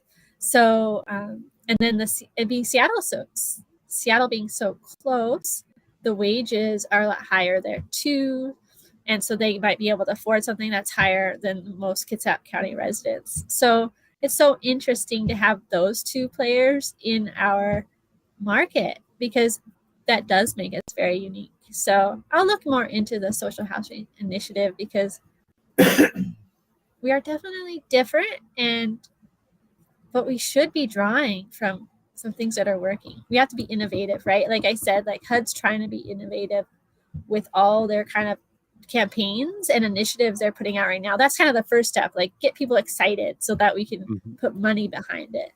So Well, if you're not busy Friday night at 6 p.m., the Conduit is actually hosting a conversation about just that thing. And I want to call him Val Kilmer, Derek Kilmer, one of his people that are running. I know, right? Isn't that crazy? There's going to be a discussion about the social housing ballot initiative, and I've been asked to host that. And so there will be folks from the West Sound Democratic Socialist of America, the Tacoma DSA, and the Seattle DSA, and House Our Neighbors, and Rebecca Parsons, who is running for Derek Kilmer's space. And so I look forward to hosting that and learning a lot more about it also. And so that's 6 p.m. to 7:30 this Friday. I'll definitely tune in. That sounds like a great conversation, and that's a great benefit of the campaign season, right? Is that we get to hear lots of perspectives and ambitions, and hopefully we take those ideas and we kind of run with them. So yeah, and so pretty exciting. I didn't know who these people were 72 hours ago, and now I'm hosting this platform. So like, okay, yeah, cool. Like, can you moderate? Like, sure. Well, I have to say, I saw that you did your 400th episode, Marwan, at night, right? You were gonna wait till you did the training with the kids, but you're like, I'm doing it, and I was watching it. Oh my gosh, you're so good at just hanging out with yourself and chatting, and like it's so engaging. And of course, they asked you to moderate. That's awesome. Well, I appreciate it. I want to talk with folks and not always have it be something serious, and just kind of connect and, hopefully, show, my failures in trying to fry pork chops and keep the bread on the stuff. But, I struggle. It is what it is. And then I'm glad that I did it. So when the kids came over, and FYI, everyone, little secret, the kids, if nothing happens, will be in studio for the pancake breakfast, because they will be running the show. So because it is a STEM program, they came over. They each did their own podcast. They each got a lesson on how to run cameras and audio, and so they all sat down and did their own show. And now they're going to be in a live environment next Wednesday. So do come to the pancake breakfast next Wednesday. It should be a lot of fun. I'm like, okay, now. Oh, I will be in town, but Will you? we have a training. Oh my gosh, I have to say, why are we missing all the pancake breakfast? We have to take the time. So I am going to be in Bremerton for the first 3 days next week, which is Are you? lucky, except the training. It goes to, let me see, it goes to 12. So, That's perfect. Come right on after. It's okay, lunchtime. You're hungry. yes. And we're not going to I'm start recording seeing until it. noon anyway. So that's perfect. Okay, and Jill's in that same, I think she's in that same training. Yeah, she said she couldn't Um, make it today, but she'll be here next week. I don't think she's thinking about that training though. well, and I don't think she's thinking about that pancake breakfast. So I will ask her, but I'll be in town. You're lucky you. I'll be in town, so I'll definitely stop by. I love it. I love it. And what's great too is we're working on some new programming for the kids, and we wanted to get their perspective on building the program. Oftentimes programs are built, and folks, they might get some impact and some buy-in, or conversation or opinion from folks that they're providing the services for. But we want to make sure that we're really talking with the people that it's designed for, and this is for kids. Um, so we're looking forward to that, and we're hoping that they will ask you guys questions also about what's important to them, centered around housing or whoever is there from their different agencies. So we want to Oh, empower their voices. I can't wait for their questions. I'm Mhm. excited for that. What program All right. is it, Marwan? Is it a program So- you're running, or No. So this is the Goodwill Youth STEM program. And so it's a really awesome program. As far as I know, it's a 9-week program, and then it goes like 2 weekends a month through the school year. And it's just setting them up to like transition right into college and just kind of having that additional support. Okay, well, my son's going into 8th grade and learning about podcasts with Marwan. Yeah, he'll be wanting to do that. I like it. I like it. All right. So stay tuned. We are building the program, as we speak behind the scenes. And so we know, I mean, when you think about housing, right? Gig economy, folks have to have second and third jobs and things to do. This is something that's very, low barrier. You can start with a cell phone.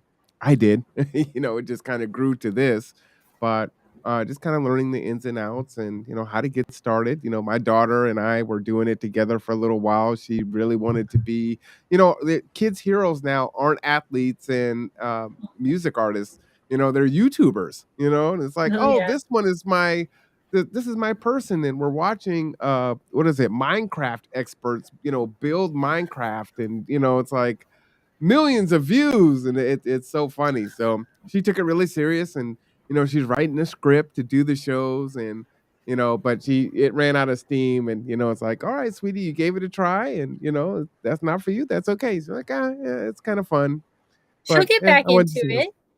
Yeah, she may, but she's so busy. Like she's got piano and gymnastics, and her mind is just constantly going. So it's like, yeah, we'll try whatever, sweetie. Let's have some fun. So At least as long as you have the opportunity, we kind of feel the same way here about sailing, right? Finally, the kids are kind of getting interested, but it's definitely, you're all around it all the time. But it doesn't Mhm. mean that there's an automatic interest, right? So the fact that it's there and that maybe like her friends would be interested when she's a little older and be like, oh yeah, let's do this. And they meet with you and they do a whole thing. So they'll get Mhm. there. Yeah, I It's mean, hard that's to wait. when we started the right before it was like a real thing, like, okay, this is what it is. We were doing, Layla and Daddy podcast, and we would bake cookies and decorate the Christmas tree. And, so we've got a list of shows in the archives. So we did maybe about 6 or 7 shows, and she's like, yeah, I'm good. So Oh, like, then it all right, becomes a sweetie. job, right? Yeah, kind of becomes work. And she just wants to be silly, and we're silly, or we'll jump on and we'll do happy birthdays on Facebook, and or thank people when they our birthday comes around and things like It's that. So as we talk about a lot, it's very inspiring to just jump on these calls with you and be able to share just like where we're at now, no expectations, just like be able to have a platform to share progress. And it was nice today at the coalition meeting where even though we have a planned like formal presentation for the community needs assessment like next month, the fact that we got on there and just talked a little bit about it, and that there's these volunteer opportunity, that was a great platform to say, hey, we need to get the word out. And so again, just talking about it often and a lot is just, doesn't have to be perfect. You know, it could be a quick note here and there, but getting the word out is so important. And I was trying to figure out what the community needs assessment. It's for the community to take the assessment. So it's going to be really important that anybody who has access to that link can actually just, you know, they don't need help. Just kind of like the Rent Cafe, right? Like those who just can just access that page and click that link and just take that survey. I'm hoping to, I was going to ask, but I didn't know if they had this yet, like how many submissions do they have so far and what's their target? 500. 500. Yep, already. And do you know the date? Oh, they have 500 already. Oh, Yeah. I missed that. Mm-hmm. And wow. And then do you know the date that it might have to be submitted by? I didn't hear that. I know it's going to launch next month, right? Oh, it's already active. Oh, it's already launched. Oh, they're going to do the training next month. Yes, they're going to do the presentation at the coalition. Yep. Yes. And I'm going to fill it out on the conduit live. So I'm going to do the needs assessment so people can see what it looks like. But my only hesitancy is that don't want to, sway any results. So your opinions are yours. Yes. But we definitely want to keep it like everybody. I think it's is it anonymous? Let me see. I'm looking at it right now. That's a good question. I don't know. Let's see. Actually haven't taken it, but I know any questions we have, I can just email Chelsea real quick and she'd be able to answer those. And anybody who tuned in earlier, it's great to see like more of KCR, Tony and Chelsea on, and just such a great community of service organizations. Yeah, I didn't know Tony was back in town. It was so cool seeing him on there. Let me You don't see who on there? It was just to see Tony on there, and because that's where we talk. And what he learned about he was talking about the tiny homes, right? And then he got word that there's a meeting about the tiny homes tomorrow because it was on his mind. So that was a great example of networking. Yeah, absolutely. And like he was saying, he had just left the place where that information would have come from. So, and that happens from time to time. Let's see. So I'm on the site here, and it just says take the survey. You can take it in Tagalog, Kurdish, Spanish, and English. I don't see anything else on here right now. Help us spread the word. Click here for more information. And let's see. Let me try to zoom in on this a little bit and read that. That print is pretty tiny. Multiple assessment, multiple times, July, September, 3 to 4 hour shifts. This is for volunteers. Oh, where are you at? What are you looking at? I clicked on, whoops, let's go back. I clicked on join us in spreading the word and expanding outreach by volunteering for a CNA team. So this is Volunteer Kitsap. It's run by United Way, and I'm glad you brought this up. I think we might have brought it up before, but anybody in Kitsap who's interested in volunteering, being a board member or anything, like this is a great place where needs are placed on this platform, and you can actually sign up directly on this platform. And it's pretty amazing to have this centralized volunteer opportunity. Yeah, and you can see if it's paid or unpaid. You can get all the duties and responsibilities and qualifications. which is great. They want you to register by July 30. So time is running out there. We've got, So 11, yeah, it 10 looks, days. yeah. So, and this specifically is just to volunteer, not necessarily the survey is going to close at that time. I'll follow up with the, I didn't see if it was anonymous. I'm assuming it is, since it's a link. Yeah, I would assume that it is. Unless, well, I guess we could click into it if I can find it really fast and just see if it wants you to put your name in there. Let's see. Yeah. Focus groups. Ooh, I would love to do a focus group. Those are fun. Sponsors, partnerships. Oh, let's see. FAQs. What are the demographic questions? We ask these questions to make sure that we hear from diverse stakeholders. Oh, there you go. Second question. Answered our No. question right there. Yep. No, all questions in the survey are voluntary and anonymous. And it should only take you about 15 to 20 minutes. They're offering a chance to win a $50 gas card sold. How long is the survey open? Till September of this year. Okay. See, they already thinking ahead. They're answering all our questions. So anybody in the community, you don't have to wait for a volunteer to help. Like, click that link, take the survey. If you even work for an organization, you can take it as a community member. So I think that's really important, is that we can have a voice in our community, and this is an amazing platform to be able to do that. So I appreciate KCR putting all this extra work into making sure we all can use this information. Yeah, and you know what? And I appreciate you too, because you had questions, and if you have questions, other people undoubtedly probably have questions, and we were able to answer those questions live. So, folks are like, oh, okay, cool. All right, I got it. Thank you. And that happens all the time, right? Yeah, 100%. I've decided that, if I have questions, the best thing to do is ask, because if there's no policy or process, there could be, as long as we have the answer. If I can answer somebody's question by just asking another question, it's just so important that we just have voices. And sometimes I know we're not comfortable asking questions, and luckily the survey is here to kind of be able to put our input in and make changes. Absolutely. And as I say, the only bad question is the question not asked. I know, All but it's hard questions are good questions. sometimes. I know, it is. That's why it's so great when other people ask questions, because it's such a relief for someone else. And, then they can begin to be empowered to ask questions.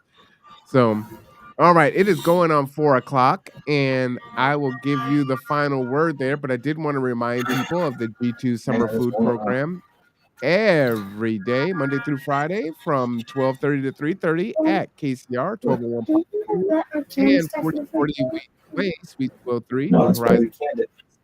Get a delicious meal for free. All school-aged children, 18 years. That is the final word. I'm glad you mentioned the summer food program. So we also run a program up at our property at the summit. So every day, I can't remember. Let me look for a second. I know you're about to hit that buzzer. Let me hit. I'm going to tell you the time, but it's open to the community as well. It is part of the summer food service program, and it's at the summit at Bay Vista, up on Bay Vista Boulevard. And I'm trying to find it. I have the times. I was just putting it in that newsletter I was talking about. See, it all comes full circle. I know, and I'm typing in the chat. Well, and I'm just waiting for the okay hours. So it is scrolling 11:30 to 12, and snack at 2 to 2:30. Again, 11:30 to 12 at the summit at Bay Vista. And how great, though, that we have a lot of families there and that we could provide food for them through this program. What a great community program. Yeah, and you said snack is at 2:30? 2 to 2:30, yep. 2 to 2:30. Okay, let me put that in there. All right, put that on the screen for you guys. So again, as Katie was saying, there's the summer food program also at the Summit at Bay Vista, Monday through Friday, 11:30 to 12, and then a delicious snack from 2 to 2:30. So bring your kids down. Is it for the folks that live in that complex? For the community, any For the school-aged community. children. So anyone can come on down, right? So if you're shopping at Winco, come on over and get a snack. That's You know, right. That's right. that's right. Don't get those popcorn shrimp in the front, or the popcorn chicken. I mean, you can if you want, but I'm just saying, good food, everyone. Oh All my right, gosh, so that was great, Marwan. Thank you. you got it. I appreciate you being on. I look forward to seeing you next Wednesday. So, for the Kitsap Housing and Homelessness Coalition, Matt Garrett and Katie Sharp, I am Marwan Cameron. This is The Conduit. We will see you next Wednesday. And of course, join us tonight at 5:30 for our coverage of the city council meeting. For those that are watching that, we've got a lot to talk about. And I think we're giving our 3 minutes tonight. So make sure you come and join.